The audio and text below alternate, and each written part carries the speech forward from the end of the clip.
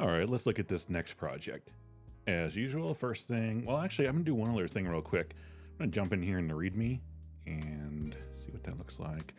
And that is the standard Laravel README. So that's also a ding on any project that is with me is it's great that you have the README from your Laravel project, but you need to modify this and make sure that it's for your project. So along those lines, let's just look at the composer JSON file as well. Yeah, this is not Laravel. This is a different project. So you should always change this stuff. As well as your licensing, that kind of stuff. So let's make sure to move on here then. Tests, feature, and unit. So no tests. I didn't ask for tests, but that's something that we normally would like to see. Let's look at our web. All right.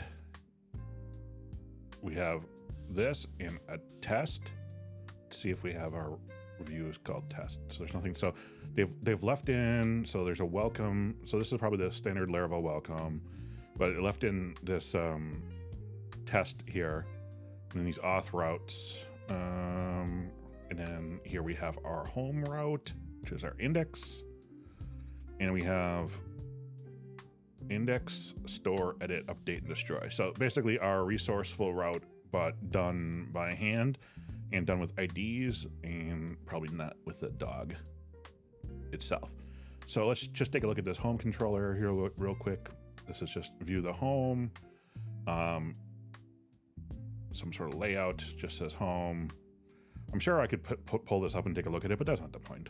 Let's take a look and see. It looks like a just general homepage thing. So let's move on to this. All right, we have, again, our controllers. So this is probably all that standard auth stuff in there. There's no tests for these, and I didn't ask for this. So again, try to get this stuff out of here. Home controller we looked at, there's nothing in there. Dog controller, let's check this out. So the first thing they're doing is middleware auth, which is great. I generally would want to see that maybe in this routes file instead. We want to put our authorization as far up as possible. We don't want to even allow them to start this controller if they're not authorized, and that'll help in the routes area.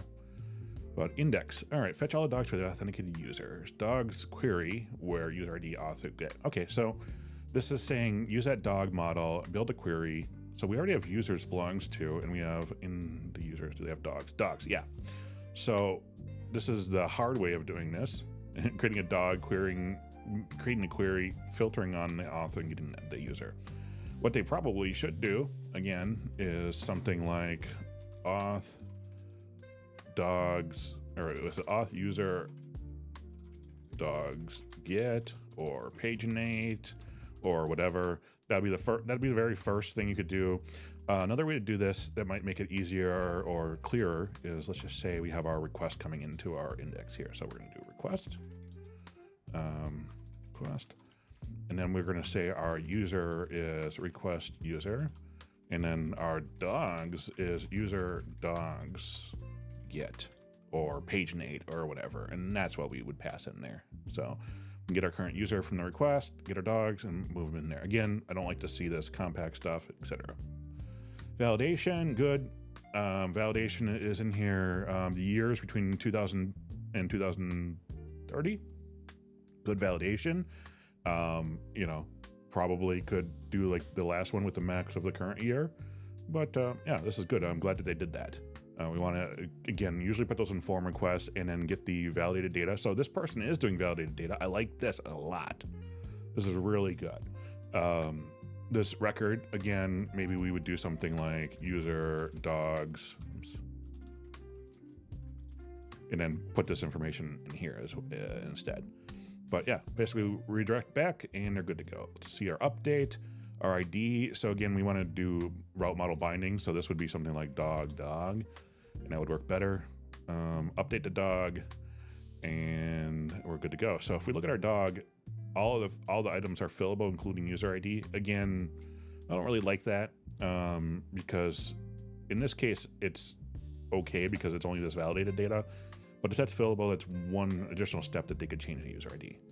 All right, destroy the dog, find it and delete it, return it back. Otherwise, if it's not found, say it's not found. Otherwise, fail to delete. So neither of these things really should have to handle in here. Again, this should be dog, and then it would just be as simple as